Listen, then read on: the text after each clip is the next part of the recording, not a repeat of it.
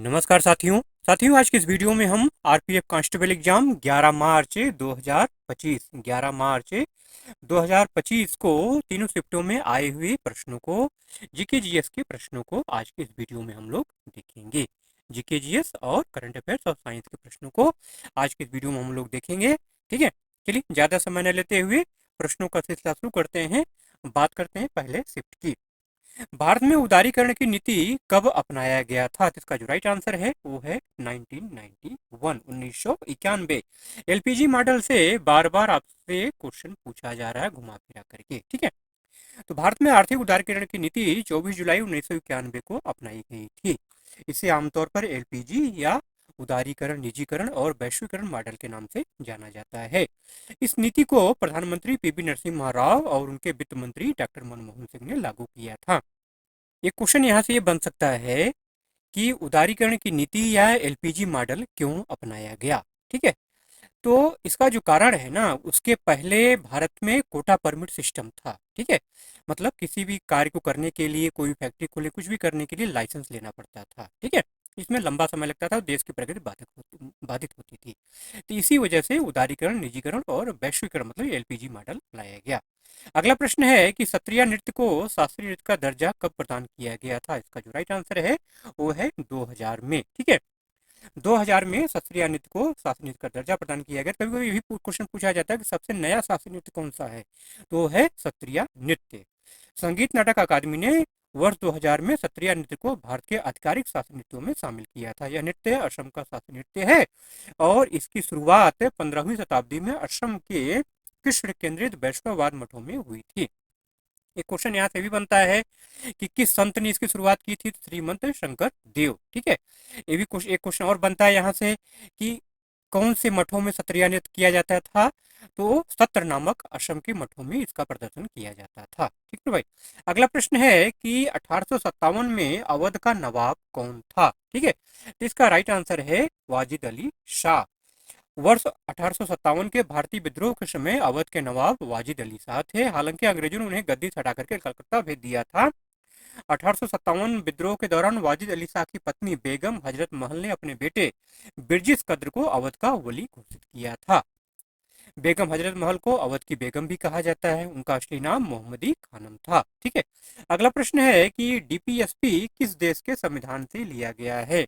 तो आसान सा इसका आंसर है आयरलैंड। ठीक है, डीपीएसपी भारतीय संविधान के भाग 4 के अनुच्छेद 36 से 51 में शामिल है और आयरलैंड के संविधान से उधार लिया गया है।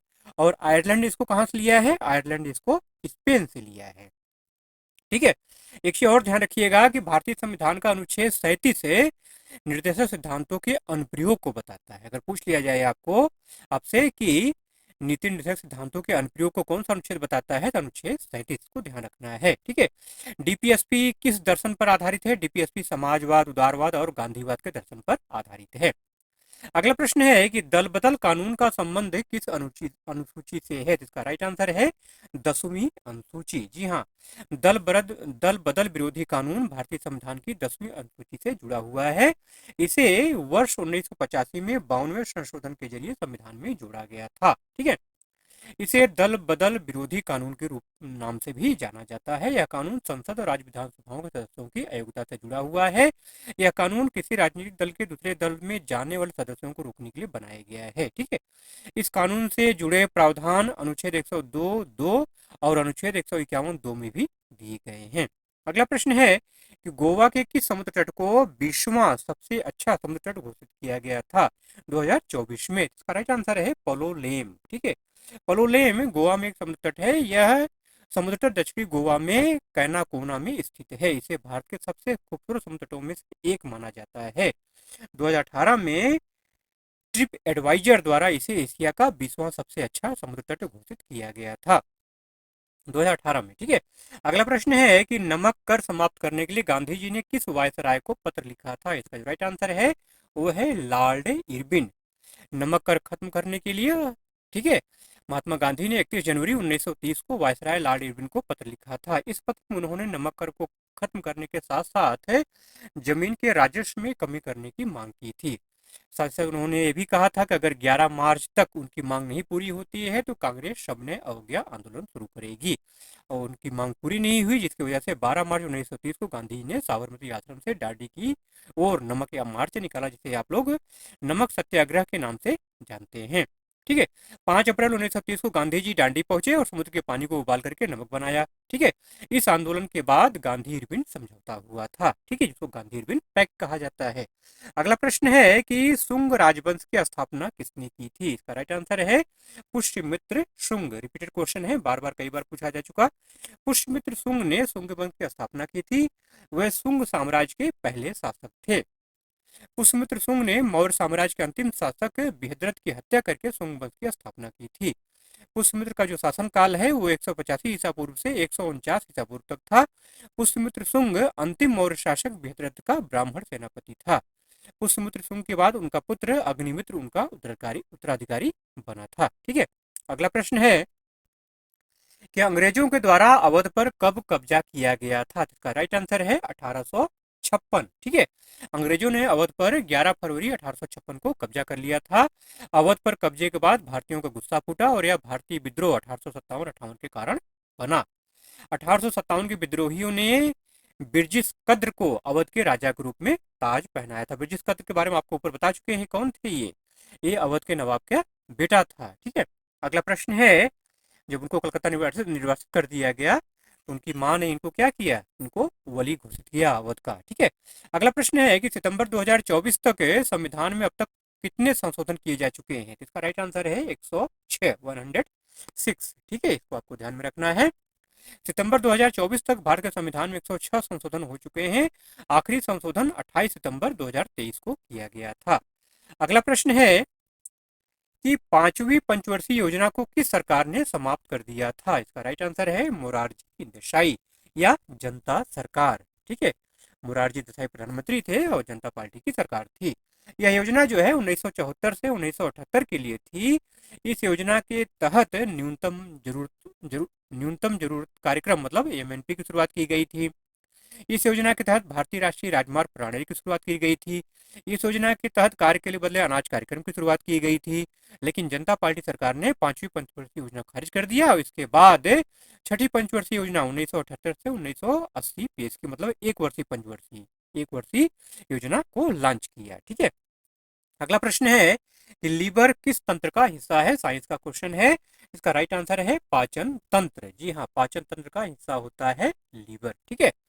लीवर मानव शरीर का सबसे बड़ा ठोस अंग है। यह पाचन तंत्र का हिस्सा है और रक्त से विषाक्त पदार्थों को निकालने, पोषक तत्वों के चयापचय और प्रतिरक्षा कार्य में महत्वपूर्ण भूमिका निभाता है। अगला प्रश्न है कि 777 चार्ली किस भाषा की फिल्म है? इसका राइट आंसर है कन्नड़। जी हाँ, कन्नड़ भाषा की फिल्म है। इस फिल्म को केरल राज ने लिखा और निर्देशित किया है। ये फिल्म 10 जून 2022 को रिलीज हुई थी और अपनी लागत से 7 गुना ज्यादा इसने कमाई की थी। ठीक है। अगला प्रश्न है कि चारों वेदों के संग्रह को क्या कहा जाता है? चारों वेदों के संग्रह को चतुर्वेद कहा जाता है। ठीक है। चारों वेदों के संग्रह को चतुर्वेद कहते हैं। 4 वेद कौन कौन से हैं? ऋग्वेद, यजुर्वेद, सामवेद और अथर्ववेद। हिंदू धर्म का सबसे पवित्र ग्रंथ होता है वेद। वेदों में 4 प्रभाग होते हैं: संहिता, ब्राह्मण, आरण्यक और उपनिषद। वेदों के अर्थ और विषयों का स्पष्टीकरण करने के लिए अनेक सूत्र ग्रंथ लिखे गए हैं जिन्हें वेदांग कहा गया। व्याकरण को वेद का मुख कहा जाता है। ठीक है मेरे भाई। अगला प्रश्न है कि भदौरिया जनजाति किस राज्य में निवास करती है? भदौरिया जनजाति किस राज्य में निवास करती है? राजस्थान इसका राइट आंसर है, क्योंकि राजस्थान से ही इनकी उत्पत्ति हुई है। ठीक है। इस कबीले का मुखिया भिंड से आगरा तक के क्षेत्र में भदावर साम्राज्य का शासक था। अब वर्तमान समय की अगर बात करें, वर्तमान समय में भदौरिया समुदाय के अधिकांश लोग मध्य प्रदेश, राजस्थान, उत्तर प्रदेश, बिहार और दिल्ली में मौजूद है। अगला प्रश्न है कि जवाहर रोजगार योजना किस पंचवर्षीय योजना में शुरू किया गया था? तो 7वीं पंचवर्षीय योजना इसका राइट आंसर है। ठीक है। जवाहर रोजगार योजना 1989 में राजीव गांधी सरकार द्वारा शुरू किया गया था। अगला प्रश्न है कि उज्जैन में कुंभ मेला किस नदी के किनारे लगता है? कुंभ से भी लगातार क्वेश्चन बन रहे हैं, तो क्षिप्रा नदी इसका राइट आंसर है। उज्जैन में कुंभ मेला क्षिप्रा नदी के किनारे लगता है। यह मेला मध्य प्रदेश के उज्जैन शहर में आयोजित होता है और उज्जैन में जो कुंभ लगता है इसको सिंहस्थ कुंभ के नाम से जाना जाता है।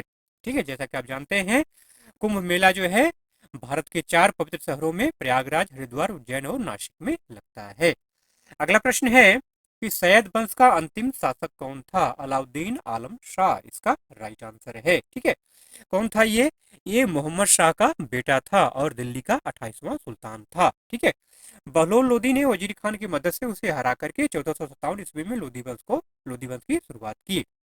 उसके बाद उसे बदायूं भेज दिया गया, जहां 1478 में उसकी मृत्यु हो गई। अगला प्रश्न है कि जम्मू एंड कश्मीर बैंक का नया सीईओ किसे बनाया गया? ठीक है, करंट अफेयर का क्वेश्चन है। इसका राइट आंसर है अमिताभ चटर्जी। ठीक है, अमिताभ चटर्जी जम्मू और कश्मीर बैंक मतलब J&K बैंक के नए प्रबंध निदेशक एमडी और मुख्य कार्यकारी अधिकारी सीईओ नियुक्त हुए हैं। उन्हें 30 दिसंबर 2024 से 3 साल की अवधि के लिए नियुक्त किया गया है। अगला प्रश्न है कि शिक्षा का अधिकार का संबंध किस अनुच्छेद से है? अनुच्छेद 21 से इसका राइट आंसर है। क्या है ये?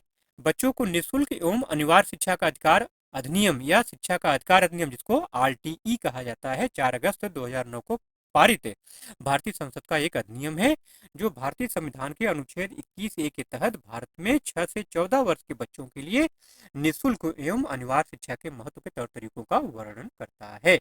अगला प्रश्न है कि वर्ष 1905 में भारतीय राष्ट्रीय कांग्रेस का सम्मेलन कहाँ आयोजित किया गया था? इसका राइट आंसर है वाराणसी, बनारस। ठीक है, बनारस। ठीक है, तो 1905 में बनारस में अध्यक्ष कौन थे? गोपाल कृष्ण घोष ने। 1906 में कलकत्ता में हुआ था, दादा भाई नौरोजी ने अध्यक्षता की थी। 1907 में सूरत में हुआ था, रास बिहारी घोष थे। 1908 में मद्रास में हुआ था, उसमें भी रास बिहारी घोष ने अध्यक्षता की थी। अगला प्रश्न है कि कन्नौज का युद्ध किसके बीच हुआ था?